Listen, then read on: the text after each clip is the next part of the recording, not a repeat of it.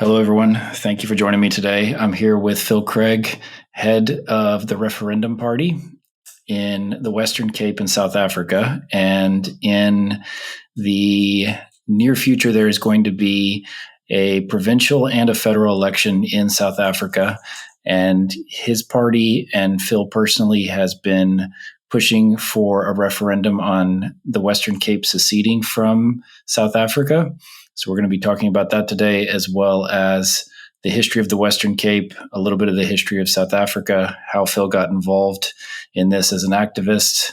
He's not a self-professed politician, and learn a little bit about his journey and how what he hopes for the Western Cape and what's possible if it was able to free itself from the ANC's grasp over federal issues, let's say. Yeah, Phil, thanks for being here. Back is a pleasure, and thank you very much for the invitation. It's great to be with you. Thank you. So tell me a little bit as far as what has happened recently with respect of your trajectory as far as Cape Independence Advocacy Group goes, and then your decision to start the Referendum Party. How did that come about?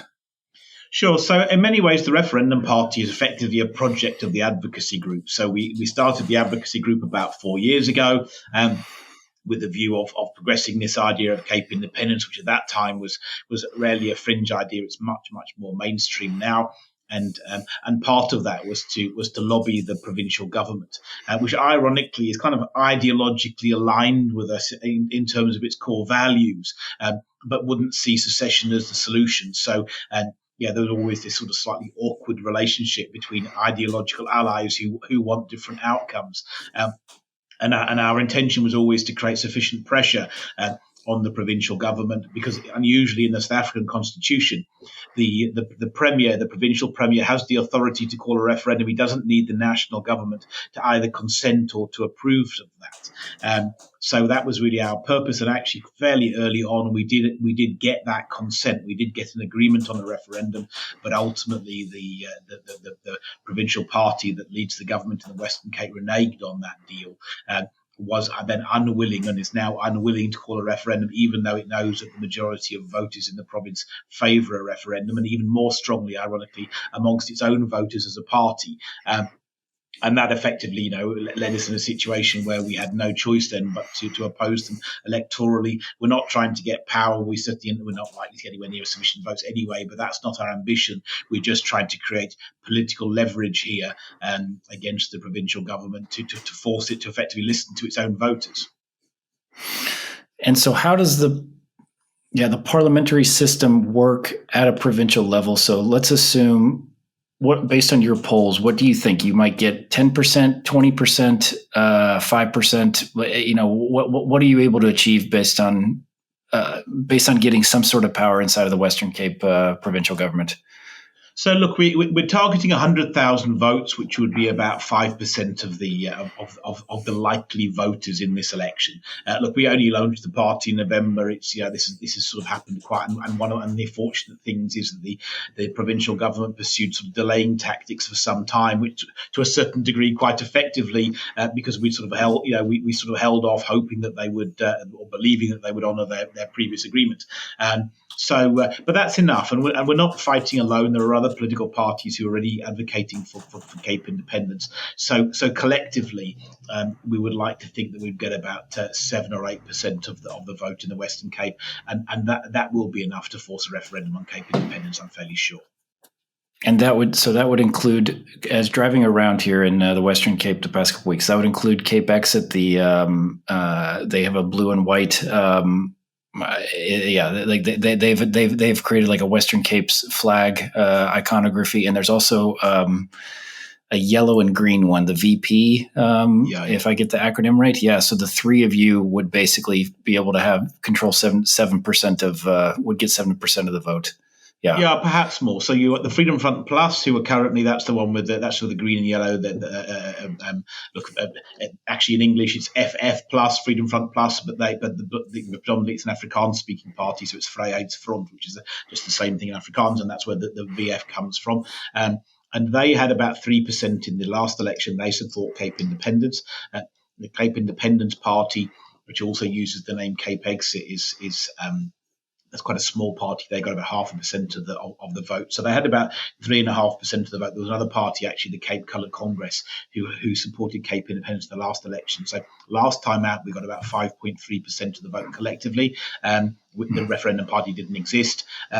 And under this occasion, we need to do more. I mean, effectively, we need to, we've got a PR system of a proportional representation is our system of government here. So effectively, we need to, that opens up the possibility of what we would call kingmakers. Your provincial government now gets 47 or 48%. It needs to find somebody else to get it over the line. And that very much is our strategy. And because ideologically, we would be a party that, we were a single issue party, but most of our members would be broadly centre right. Then the provincial government is centre right. The Freedom Front Plus is centre right.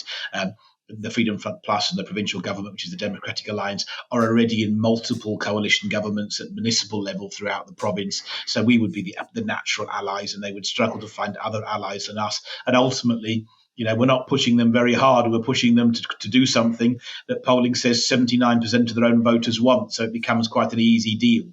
And one of the problems you've got with the Democratic Alliance, which is the party that's leading the provincial government, is as a national party, 70% of its voters are outside of the Western Cape. So you have this conflict of, does it act in the best interests of the people in the Western Cape who elected it provincially, or does the reality of political machinations mean it acts in the best interests of the DA, the Democratic Alliance, the DA, on the basis of its national interest? And unfortunately, that's what we've got. The political interests of the DA on a national scale are taking precedent over the interests of the Western Cape people in the provincial election, and that's what's kind of forced this situation. But I mean, so it's a relatively easy situation to unpick if we can get that critical political leverage.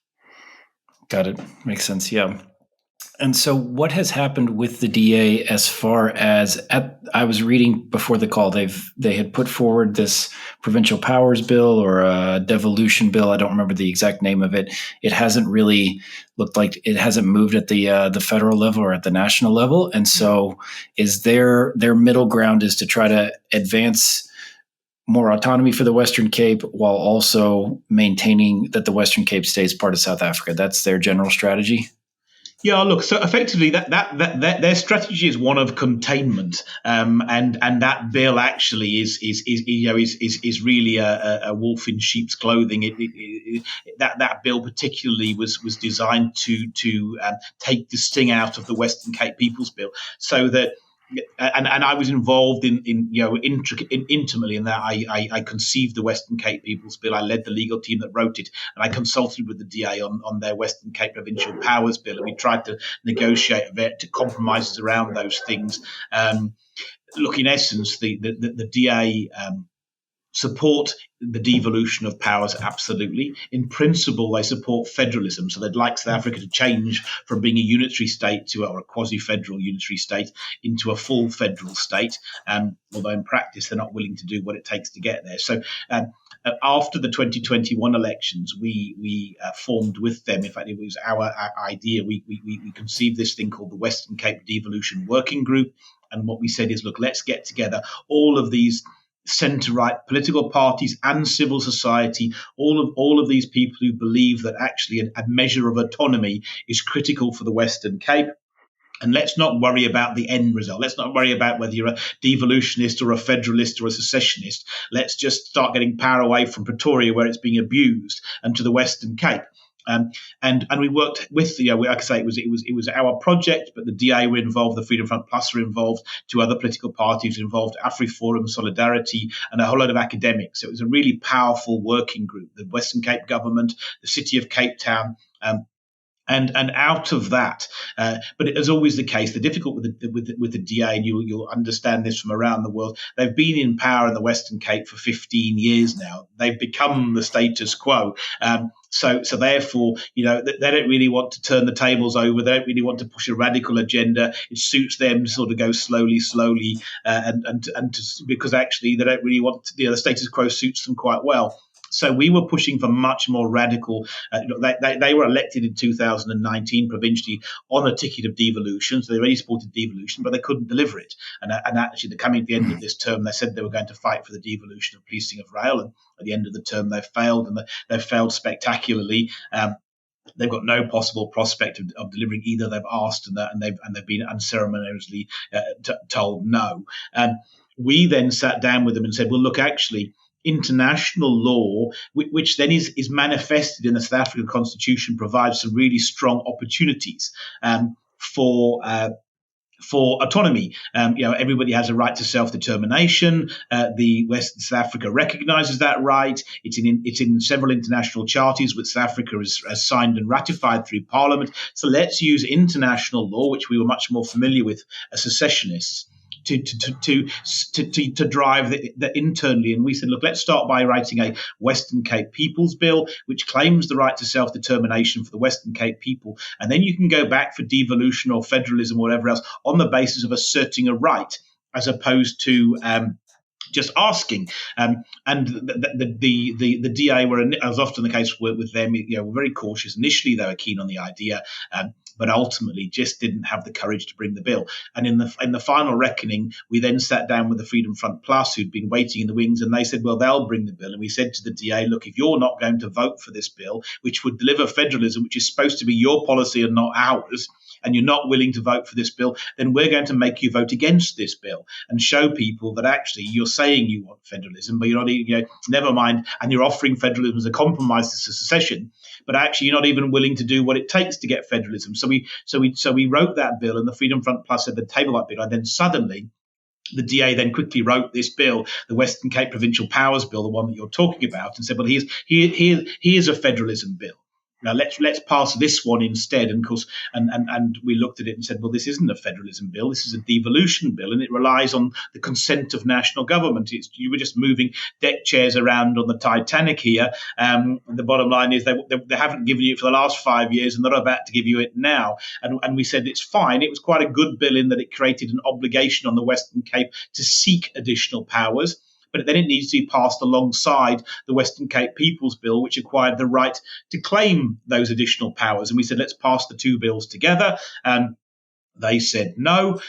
So they've obviously pushed this bill and actually then got legal opinions from the Parliament that said this bill actually won't pass constitutional muster, but they've just pressed ahead anyway. And as you say, this week, the public hearings are going ahead. The ANC have been fighting to close those down. So you have this strange situation now that the ANC and the DA are squaring off over Cape independence when neither of them support it. And this was a compromise bill from the DA. So from our point of view, there's a certain amount of sort of schadenfreude watching this. We support the bill. We're glad the DA brought this bill, but actually their motivations was effectively to try and undermine the other bills and get out from this corner to try and placate the Western Cape people with effectively something that wasn't quite what people think it is, and the consequences, it's blown up in their face. And we want the bill passed, but actually we want them to realise, listen, there is no happy solution here. There is going to be no kumbaya with the ANC. You're going to have to get real about this, and actually you need to pass the Western Cape People's Bill. And actually, more important than that, you need to call a referendum on Cape independence. Even if you're a federalist, your best way to negotiate federalism is to get a mandate for independence and try and compromise with the national government, as opposed to constantly go cap in hand. So that's the kind of how the scenario is played out. From our point of view, we effectively we've recognised devolution isn't possible. We've established that federalism isn't possible because the DA aren't willing to actually do what it takes, which brings us right back to secession, which is what we wanted all along. But effectively, the middle ground has been taken off the table now, and it's Cape independence or nothing, effectively. I guess that's kind of okay with us too. And what happens if? Great summary, thank you. So, what happens if in this election? How do you see the numbers shaking out, both at a federal level, let's say, and so let's assume you get to the 7%. You then become the kingmaker in the Western Cape. The DA is forced to push forward with Yeah, basically push forward. You've created leverage against them. They're between a rock and a hard place. They push at the federal level for this, and you have what does it look like at the federal level? Like the EFF is the kingmaker, and the ANC doesn't make to 50%, or the DA somehow forms some sort of like. What does it look like at the federal level post? And at the federal level, you meaning the national level, the national government? Yeah. Thank you. Yes. So yeah. So look. I think it's fairly clear what's going to happen at national level now, and I think one of the ironies is that the pollsters don't really dispute the reality. What happens is, for their own reasons, politicians and many voters have kind of got their heads in the sand because the reality is a really uncomfortable one. So what's likely to happen is the ANC are almost certainly going to fall below 50%, which is in theory what all of the sort of the opponents of the ANC say they want. The danger is that right now the ANC is a really corrupt, terrible government, totally incompetent, and really, but in real terms, I'm going to be careful with my words. It's destroyed the livelihoods of people in the Western Cape. We're sitting with economic growth, all of South Africa, I should say. We're sitting with anemic economic growth, colossal unemployment, terrible crime. So they're certainly not benign in that thing. But ultimately, ideologically, they're relatively benign. They're not calling for genocide. They've turned down expropriation of all property. So the really ridiculous Zimbabwe-esque policies they've averted. Now they're going to fall below 50%. When they fall below 50%, they are going to have to make up their votes, and they're going to look for their votes on the ideological left. And they are going to be forced into government with the people who are advocating for these extraordinary extreme policies. And the EFF, as the third largest party, which is a breakaway from the ANC, is the biggest threat. And what are the ANC calling? What are the EFF calling for? The privatization the nationalization of all state-owned industries, the nationalized of major industries. Sorry, of the state-owned ones are obviously already nationalized. And the expropriation of all property rights. In other words, all property belongs to the state. And actually, when asked by the BBC, they're not ruling out the genocide or the slaughter of white people just yet. So, I mean, we're talking about a genocidal organization that is deeply racist, far extreme left, and they are the most likely partner. So the ANC are going to become infinitely more dangerous. After I would much rather have them at 51% than have them at 47%, because actually at 51% they are relatively benign. They're a disastrous government, but I mean, we're not talking about total Zimbabwe implosion. If they end up with the EFF, that's what we are talking about. We are talking about a catastrophic failure of South Africa, and quite possibly with murderous intent to go with that.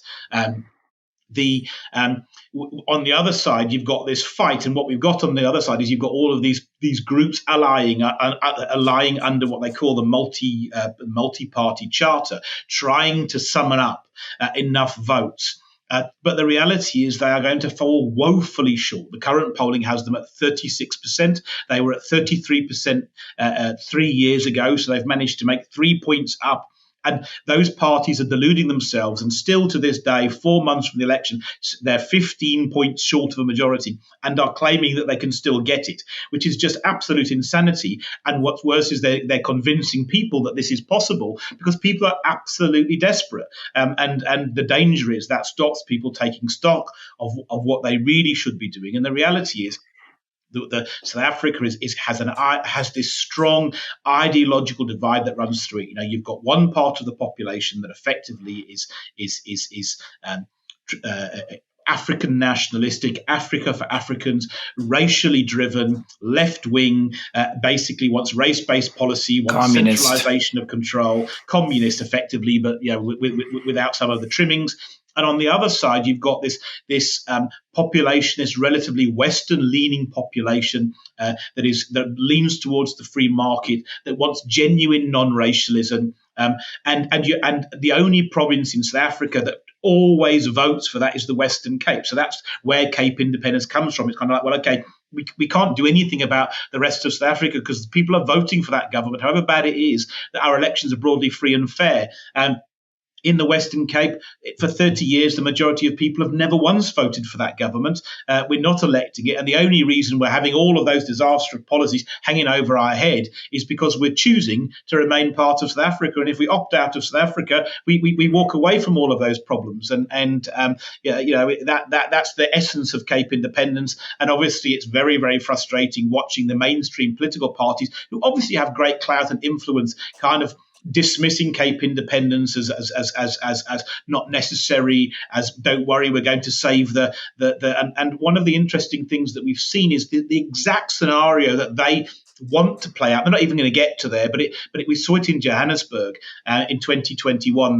They actually got the ANC to 34% of the vote, the EFF to 11%. So that left-wing coalition suddenly only got 45% of the vote, and what they now call the multi-party charter got 46% of the vote, and that was then hailed as this massive breakthrough. The reality is that multi-party charter is so diverse they can't agree on anything, and the net result is 2 years later, Johannesburg has turned into an absolute disaster. Service delivery totally collapsed. And the DA itself then called for fresh elections in 2023, saying this city is literally ungovernable and all of its people are suffering. So you have this remarkable situation where the policy that failed abjectly in Johannesburg, they are now proposing as the sort of the fix-all solution for South Africa. And it's insane. It's insane, unfortunately. Yeah, so anecdotally coming back here, we spent 5 months here in 2 years ago. Now we're back, and at the federal level, what you see is both the failure of Transnet and the failure of Eskom as the two largest. The two most glaring, from what I've read with Cape Town, and you have the strife in the Red Sea, and it would seem a glorious opportunity for these ports in South Africa to make a ton of money and handle additional cargo freight. And the Port of Cape Town can't handle it. The Port of Durban can't handle it. And Eskom, which is also a state-owned enterprise, just doesn't seem to be able to get out from underneath load shedding. I was just watching an interview with Andre de Ruyter and read his excellent book, Truth to Power.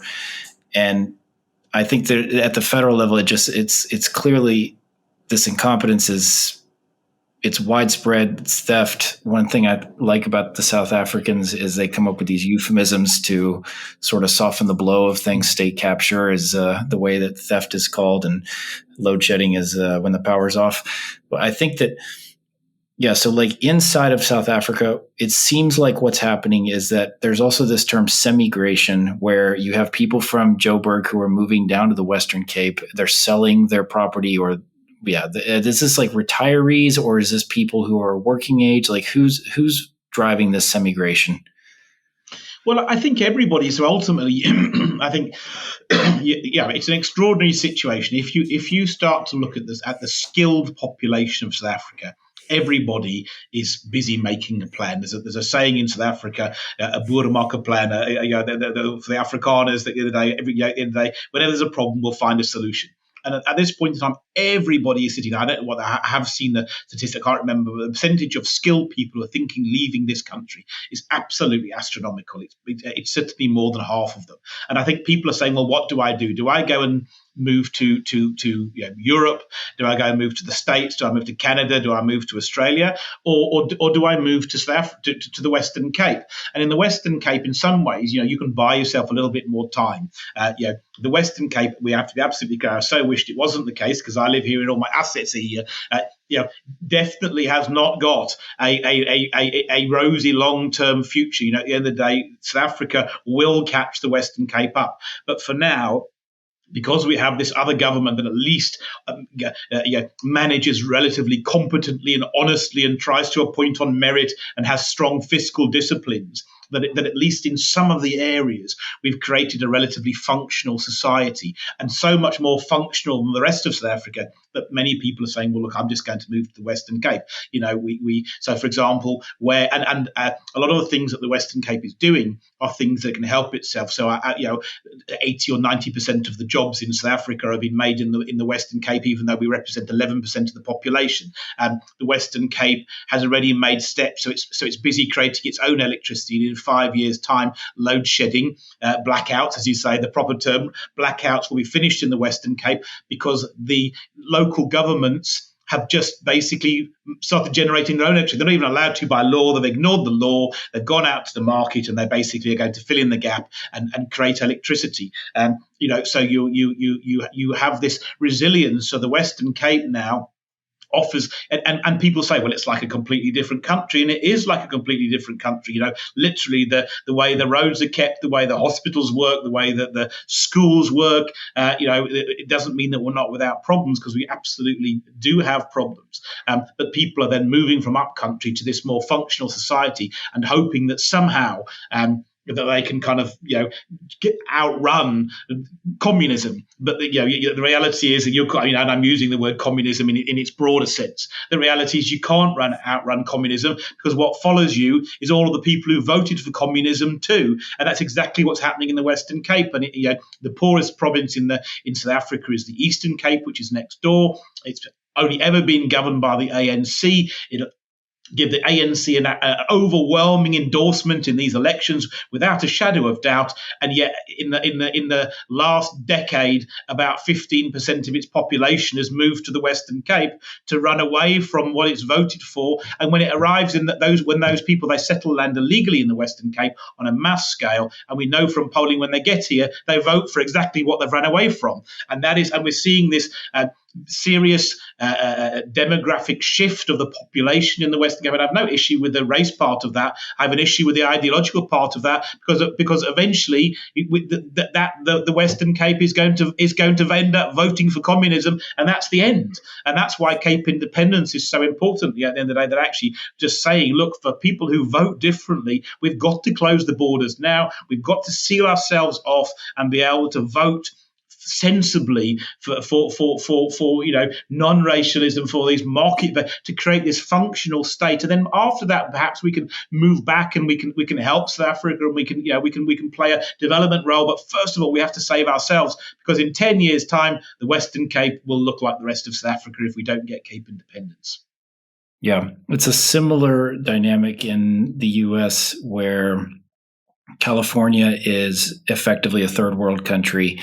You have the uber rich, you have a widespread, the middle class has totally been hollowed out. The people who voted for these policies, left-wing policies, for lack of a better way to put it, they leave California because it's become untenable. They move to other states, and then they vote consistently like they voted in California, and bring the same failed policies from California to elsewhere in the U.S. Colorado is an example of this. There's a lot of talk internally of how to keep Californians from from moving to your country, so you can sort of insulate yourself from this. And it's what you're describing with the Eastern Cape, or from voters from elsewhere in South Africa as they come to the Western Cape. So then I think it's interesting as well, so people understand this, like the demographics inside of the Western Cape versus, let's call it, elsewhere in South Africa, and also because you have this two policies that I'm aware of, this like BBEE, I might get the acronyms wrong, but this broad-based Black empowerment, BBBE, and you have this effectively like a racist procurement setup, where if you are a state-owned enterprise, you need to buy according to the racial characteristics of the owners of the companies.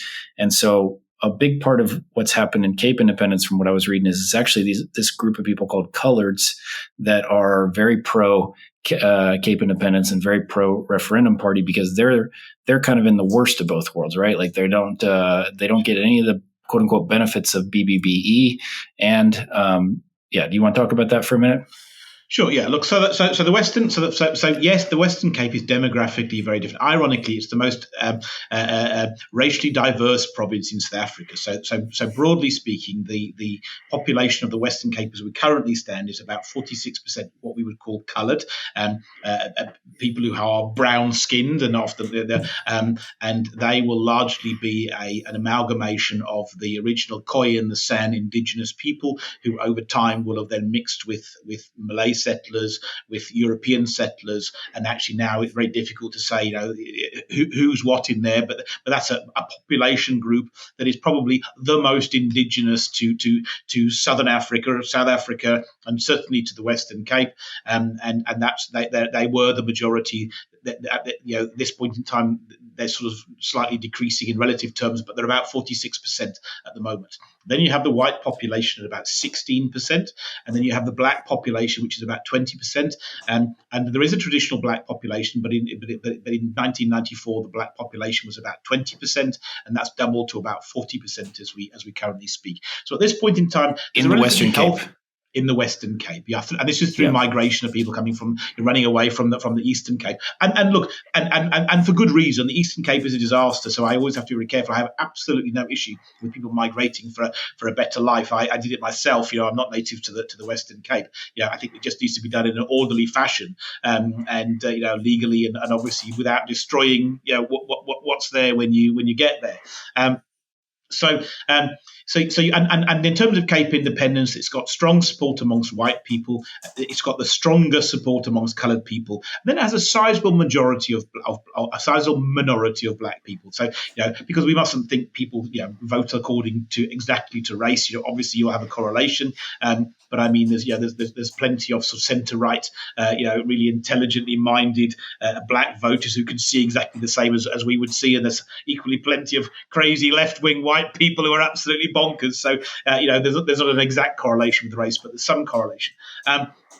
When it comes to policies, people just, if they haven't lived in South Africa, they just have no idea of what goes on. So we have these two policies effectively. Broad-based black economic empowerment basically means that any business you want to conduct, race becomes a really strong determining factor. And who you buy from, as soon as your company gets over a very, very small size, you must buy from people that are black owned. You must sell to people that are black owned. You must employ people of a certain race. There are race quotas for what your employers must. Your management team must be a certain race, and it's absolutely insane beyond. And in an extreme example, so let's go to something that happens. It really happens. You can Google it, but it just shows the craziness. So now we find ourselves in a children's senior, 17, 18-year-old in a senior representative rugby team playing for your province. You're now playing for your province, and what happens is now there's a quota. So on the pitch at all times, there must be 10 black people, there must be 5 white people. Now, in one of the senior games, now what happens is the subs have been used up. All of a sudden, one of the black players gets injured, and there isn't another black player to put on the pitch. So they take one of the white players and bring on an extra white player, and the team wins the game but gets disqualified. Because even though it was replacing an injured player, they had too many people of the wrong race, and therefore literally got disqualified from a senior level competition. That is the insanity of where we are with race in South Africa. That's what we're fighting against. We're not fighting against, hang on a second, apartheid was terrible, and we need to create a fairer society, because apartheid was terrible, and we absolutely need to create a fairer society. It's the insanity with which we do that. How do we create a fairer society? By creating a vibrant economy which creates work, by creating education, by uplifting people, so that ultimately we create opportunities for people, and we get away from our terrible past. We don't do it by taking the very worst aspects of apartheid and repeating them again ad nauseum, which is exactly where we are now, and that's what we're trying to get away from. Yeah. Is there a push at all at the federal level? So what is the history of some of these bills as far as, so you had the National Party. There was this transition from the National Party to the ANC under Mandela.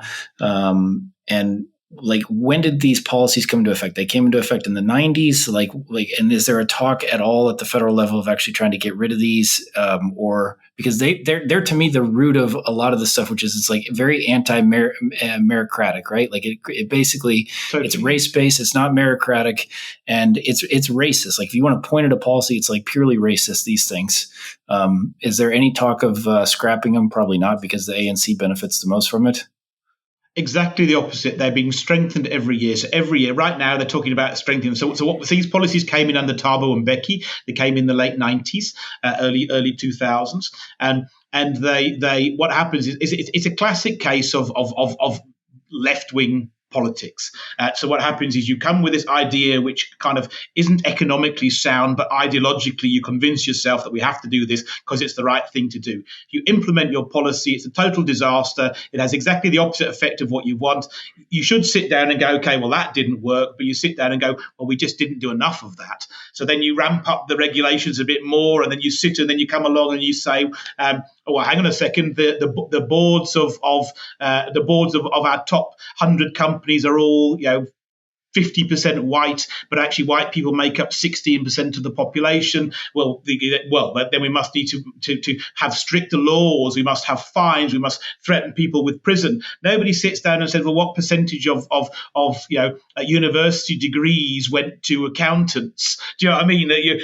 And logically speaking, well, hang on a second. If we have a really fair system, then the sort of composition of financial senior financial chief financial officers should be representative of the creme de la creme of the people that came out of accounting. We don't have any of that. We just well, there you go. Why is it? Well, white people are just continuing to be racist. This is the system. Let's do more of it. Well, that's not strict enough. So right now we're busy ramping up BEE again.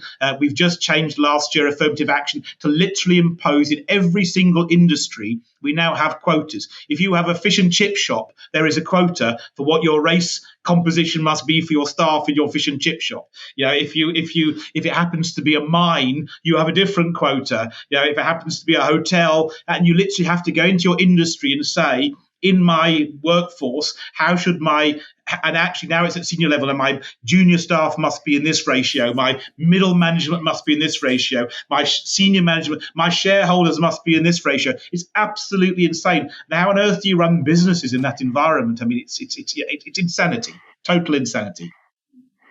And this billionaire class of ANC associated politicians or business leaders, they, from what I had understood, they made their fortunes predominantly by getting appointed to some of these boards that needed to comply with some of this stuff, or getting their finger into. Yeah, they got on not because of merit. They got on because they were black, and they were like, okay, cool. Now we need to have a black board member, and we have this one that can nominally serve, and we pay them. Is that accurate? No, absolutely. So what do you end up? You start off with a system where you've got all of these boards. You create a set of rules that you now must have X amount of black people on the board. Otherwise, you can't do business with the state. You can't do business with anybody else. And now suddenly, then you have this elite class of people who say, well, look, I'm the, so you have, Cyril Ramaphosa is the lead shareholder in McDonald's. At the end of the day, at one point, I could have my numbers right now. Cyril Ramaphosa is now our president, who was a union leader, so should be the last person to be sat on something like 250 boards. Now, is rich beyond your wildest imagination. I mean, who could possibly sit on 250 boards? What are you there for? You're not there for anything other than to tick a box. So you create this system where we create the rules, then you fill the rules, and you have these people who are just, it's all about extraction. Then how do we create a system where we extract value out of the economy? And therefore, and that's had a totally destructive effect, because what happens with people, now you're deterring entrepreneurship. You're not starting new companies. The name of the game is, well, how do I leech off somebody else's hard work? How do I leverage my race to and actually what we've seen, and one of the big frustrations is all of a sudden white people who've been excluded from the economy start to do better and better because they're forced into entrepreneurial environments. They can't rely on government, so they become increasingly innovative, increasingly competitive, because the market makes them so. They literally can't survive otherwise. And on the opposite effect, you're creating this class of people who just become less, never build anything, never do anything, because actually what they end up being is a means of extraction, and that's how our economy is laid. And obviously, again, that's a generalisation. There's some brilliant black people out there who are great. It's not everybody, but you have this elite political caste who are parasites. At the end of the day, we have tens of thousands of parasites in our economy, and we find when we looked at state capture, as you say, which is just theft,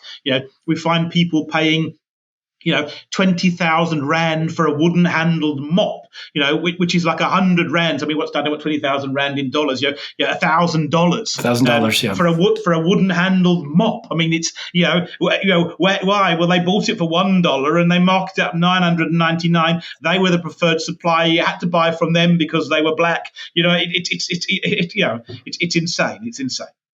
Yeah. It makes.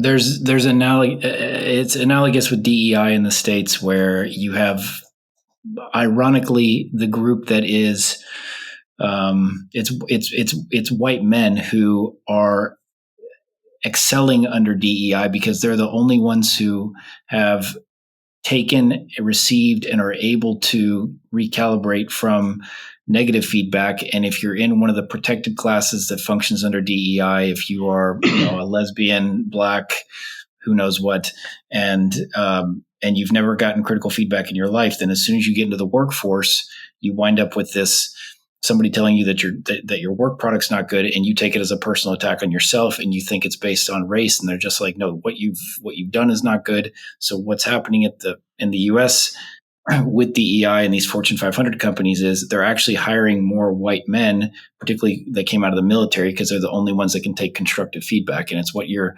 describing with white South Africans here. And yeah, so what is I think the last question I'm left with is that, like, this group of talented white South Africans, I was looking at the demographic trends before we started. They're still emigrating. There is sort of like a hollowing out of people in their, let's say, 20s to 40s that have left, or that have a second passport and are like actively looking at leaving. Is that accurate? No, look, absolutely. I think the statistics are something scary. Like, look, and we should say it's not just white people that are leaving; skilled people are leaving. Indian, coloured, black. We're hollowing out skilled people because effectively you're sitting in this environment where our currency is worthless. Particularly if you're from it's slightly different. If you're from the ethnic minorities, white, coloured, or Indian, then you are disadvantaged compared to other people, and you start to look and say, well, never mind me, I may be fine, but what about my children? What world do they grow up in? At the end of the day, it becomes really difficult for now that they can't play for the sports team because they're the wrong colour. They can't get into university because they're the wrong colour. They can't get a job in certain sectors because they're the wrong colour. And eventually, at some point, you go, well, look, I could just go live somewhere else, and I don't have any of this, and that causes the great failing, because the state thing is, well, hang on a second, but you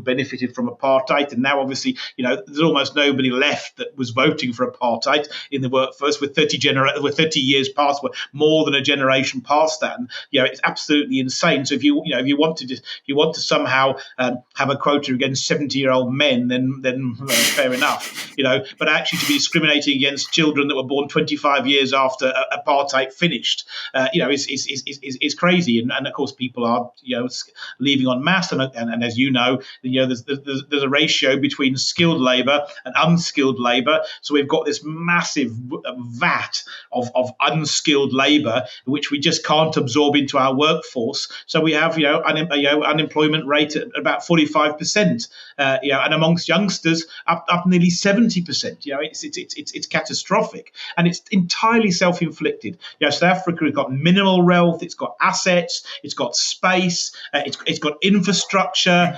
amazing weather. World-class institutions which are all getting degraded, but I mean they're kind of still they've got a massive rail network, universities, mineral wealth, probably more than most other nations on earth. South Africa doesn't have to be a poor country. It's vast. It's 1 million square hectares.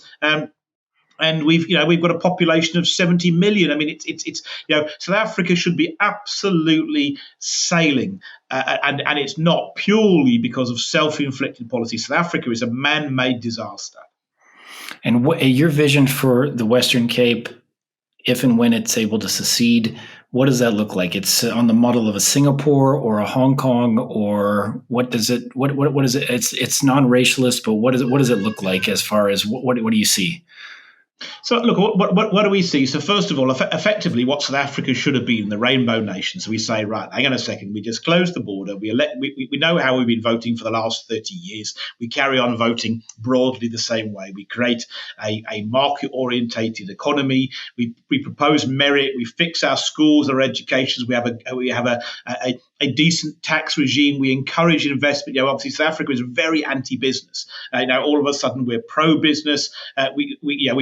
The last 10 years, the Western Cape has an average economic growth of 1.1% and an average population growth of 1.6%. Everybody is getting poorer. Suddenly, the Western Cape should be having a 10% growth rate like Rwanda. It's got ports. It's got infrastructure links. It's got it's still a skilled workforce. It's got a lot of people that speak English extraordinarily well. It's got a fintech sector, it's got an agri sector. It's really good for renewable energy. There's all sorts of things that the Western Cape has got. And you see suddenly, just by taking away all of those bad policy choices, that we suddenly unlock the potential of these people. And then you have this massive diaspora of people who are desperate to come back. South Africa is a magnificent place to live. Cape Town, even now, is voted second best city in the world. People love the Western Cape. People will come back in their when they can come here and prosper. And all of a sudden, it'll become. We laugh, not economic tiger, because it become the economic lion. I don't know what do we call it, but we create an economists often say the Western Cape becomes this giant special economic zone. Here we are in the African continent, and it kind of links east meets west. And suddenly you have this special place, and in many ways like Singapore, but on steroids. I mean, Singapore is 700 square kilometers.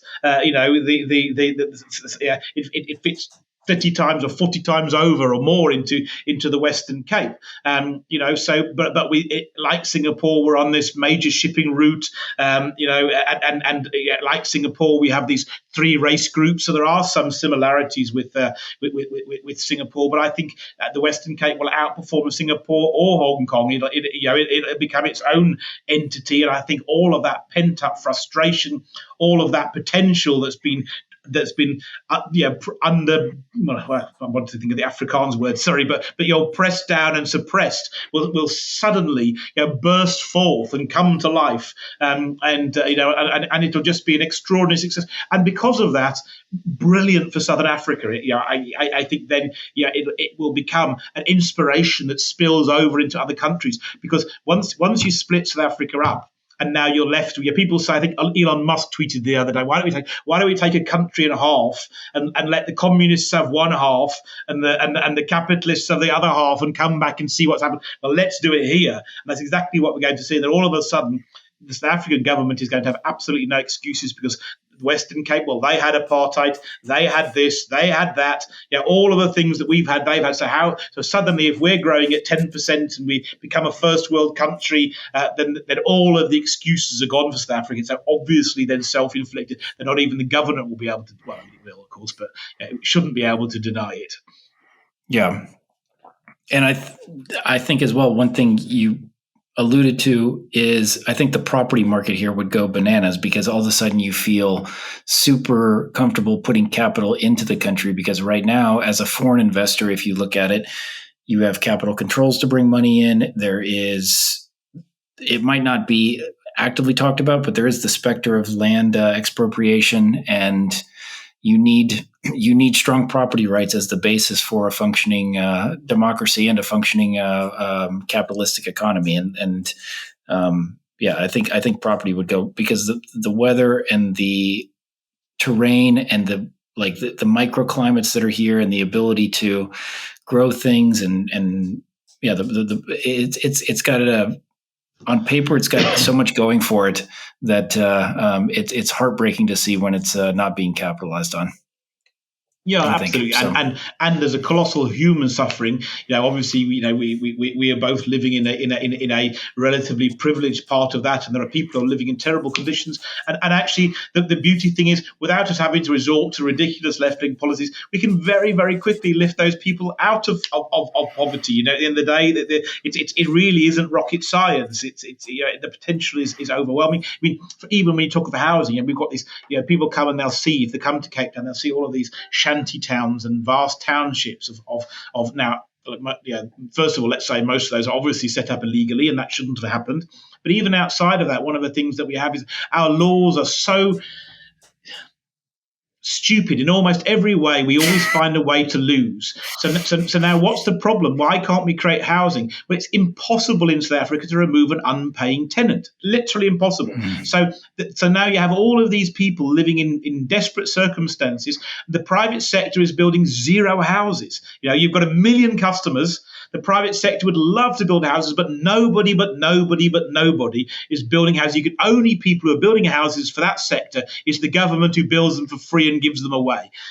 Because the private sector won't, because the government prevents the private sector from getting paid. And who's going to invest in housing stock if you can't remove because then you have this massive culture of non-payment.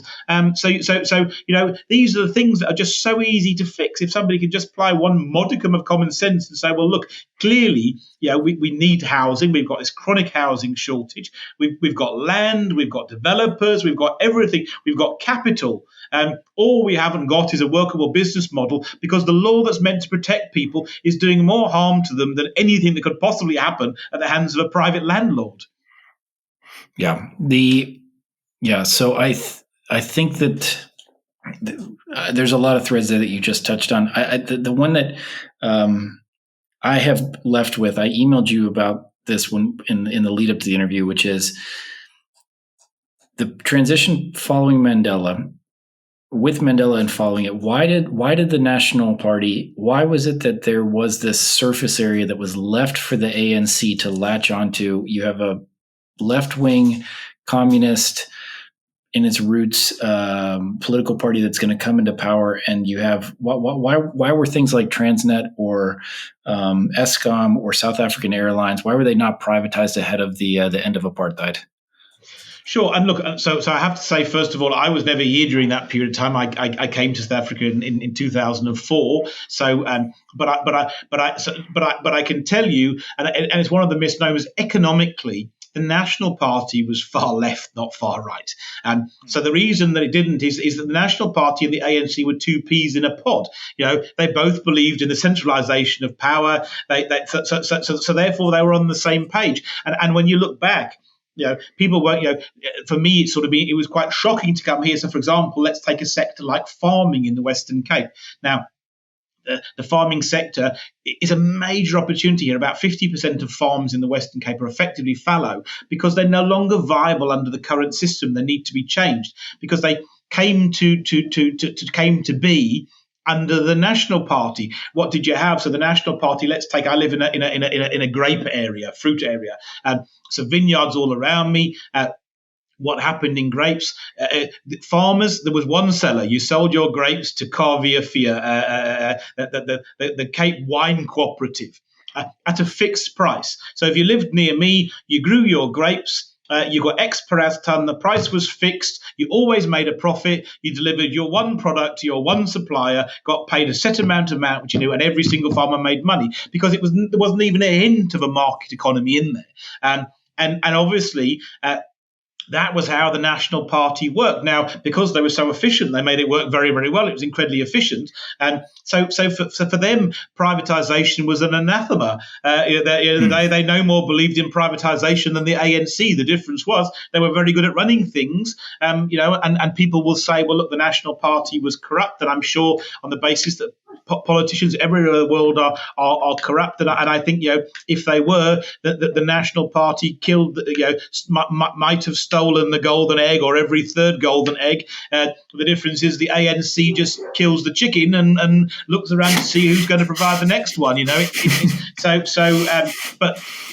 But there was no will for it, and I think there were parties, like, for example, the forerunner to the DA, who were trying to push for a federal system and push for change, but they were just outvoted, and the National Party and the ANC, to a certain extent, had elements where there were two peas in a pod. Got it. Yeah. Okay. So this has been amazing. I think we've covered a lot of different topics. What is the message?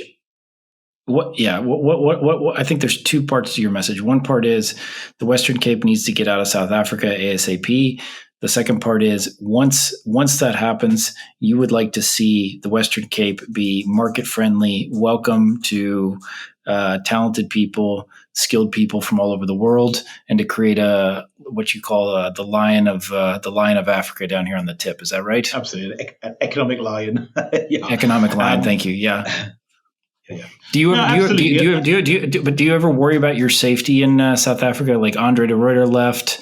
Is that a concern for you, as insofar as you're being an activist and talking about these sort of things? Because I think that's part of the rationale with the DA is they don't necessarily believe that the ANC would adhere to or listen to a referendum vote. Sure. Yeah, ironically, I don't think the ANC, as we alluded to earlier, the ANC aren't really the problem. I think the ANC, through gritted teeth and very begrudgingly, would listen to a referendum vote. I think that the ANC has got enough of that legacy and a sort of a view of itself and a place in the wider world in terms of its history that it would find it extraordinarily difficult suddenly to become the imperial power, and effectively colonize the Western Cape. Or, nobody wants us here, but we're going to force ourselves onto the Western Cape against their will, extract their tax resources and so on, send our people down there. That would be a very, very difficult thing for them to do. So I don't worry about the ANC. I think the more radical elements like the EFF are more of a threat. So long as there's enough of the state capacity in place in the Western Cape. The EFF make absolute nonsense everywhere, and they've caused mayhem throughout the country, but they've tried it twice in the Western Cape, and both times they've come away with a bloody nose, and that's really great. And at this point in time, so they're reluctant to do it here because we still have relatively functional capacity, so the police has effectively been able to contain them and quite unceremoniously, to the point where their pride was quite wounded, as did the Western Cape people, I have to say. They tried to they had one particular incident, a place called Brackenfell, where they tried to close down a school and came off badly, second best, when the parents decided that they were going to physically deal with the EFF. So I believe we can do this, and I believe we can do it relatively peacefully. I think we can do it peacefully. There'll be side pockets from the likes of that. That doesn't worry me. Of course, yes, this is a dangerous place to be for anyone, and for someone like me who's an activist, of course, it is more dangerous. I do get threats. I guess that goes with the territory. I can't say I like it, but equally, I certainly am not going to let it stop me fighting for a better future for my family and for my children and for those around me, and this feels like that when they say, listen, you can only pick one hill to die on. This is my hill. I've fallen in love with this part of the world. I've married an Afrikaner. She doesn't want to go anywhere. Her family goes back 400 years. My children are Afrikaans speaking. This is our home, and we're going to fight for it. And I hope that never comes to a physical fight. I don't think it will come to a physical fight. But certainly I'm not going to be bullied out of pursuing Cape independence by threats from people who often are quite unintelligent and pretty vile. We'll see where it happens. But I trust that I'll be okay. Good for you. Good for you. I mean, it takes a lot of courage, really. What last question, I think we'll wrap it. Like the rate of firearm ownership, or the rate of legal firearm ownership in South Africa, coming from the States, something like 40 to 45% of Americans legally own a gun. I looked it up in South Africa. I think it's less than 10%. Is there, Can you talk about that? Because I think that, if push came to shove, like people are going to have to fight, and I don't know if they have the means to, nor do they have the will to. Maybe you disagree on that. Well, so the interesting thing is that I don't think the fight will be around Cape Independence. And I've had reason to see this because these stirrings are started, and I've been quite. It's caught me. One thing that's caught me off guard. There's a section in 2018. 2014. There was two UN reports, one in 14, one in 18, around self-determination, and one of them was a very interesting passage where the report said since 1945, almost every single conflict around the world has its source in the denial of self-determination. And it was this argument, and it was a very important thing because a lot of people would say, "Look, you want Cape Independence, you're looking for trouble," and actually the United Nations were saying exactly the opposite. It was saying, "Well, it's not people looking to assert their right to self-determination. It's a problem. It's when countries deny people the right to live out their existence as they see fit, where problems start." Now, for me, that was quite theoretical until I found myself in a very specific room. Now, I won't give details to, but extraordinarily powerful people, and then I found myself in a room where people were openly talking about civil war in South Africa. And it was shocking. And it wasn't in the context of Cape Independence. It was in the context of the ANC effectively falling below 50%, the EFF coming to power, and then all of a sudden now you have the seizure of farmlands, you have the claiming of property rights, you have open this person that's threatening the genocide of whites, and I can tell you that there is a mass arming going on and training of minorities understanding, and that ironically isn't in the Western Cape because our solution is Cape Independence. So is there a prospect of a civil war in South Africa? Yes, there is.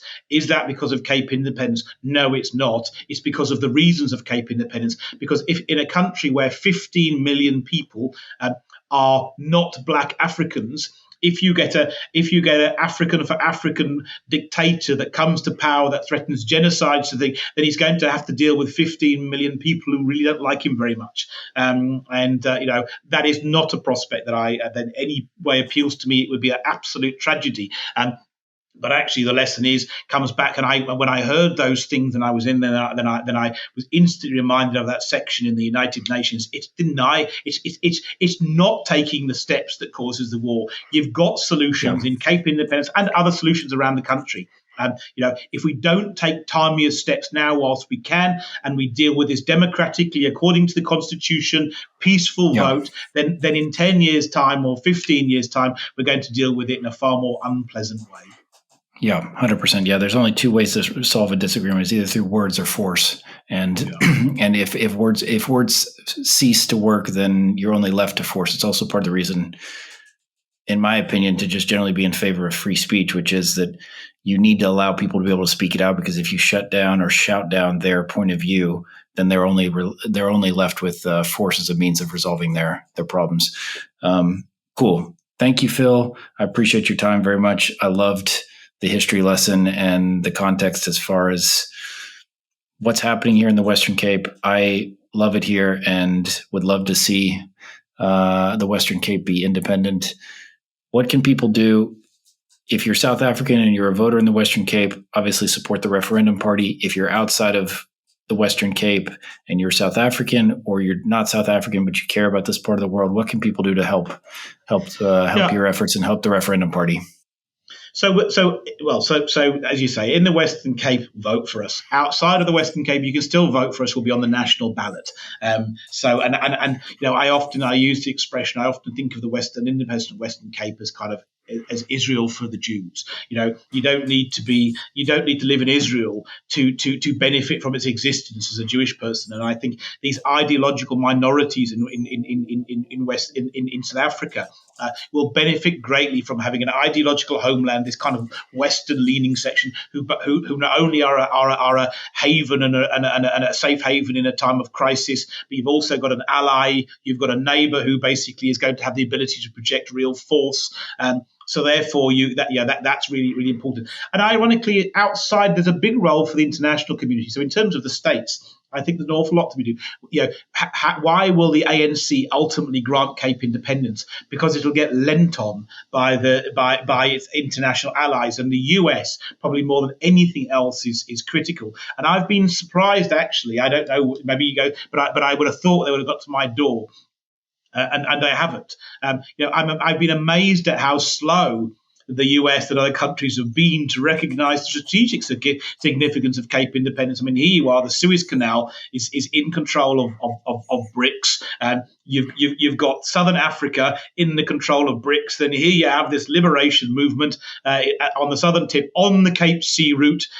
It's that, and in 20 years' time, the US will have no allies here. So I've always been amazed that the US has taken such a handoff role. And in your audience in the States, I would say, look, get involved.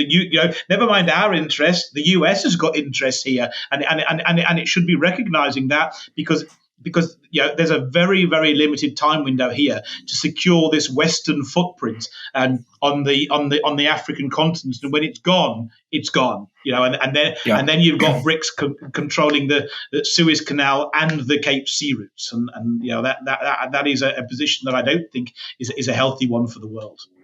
Yeah, it's a geopolitical imperative, if for no other reason than that the policymakers in the U.S. should be paying attention to this. And I think they just generally, the policymakers in the U.S. by and large are left wing, and that they would not. But I agree with you. I understand the points, and I think if you look at a map, the U.S. needs to be actively supporting Cape independence. So, thanks for your time. I will include links to the Facebook page and to you and CIAG and all the different, let's call it the web of activism. Yeah, that's generally pushing for Cape independence. And we will be here for the election, and hope for you to get your 7%. Thanks, Brian. Really appreciate it. All right. Thanks, Phil. Bye-bye.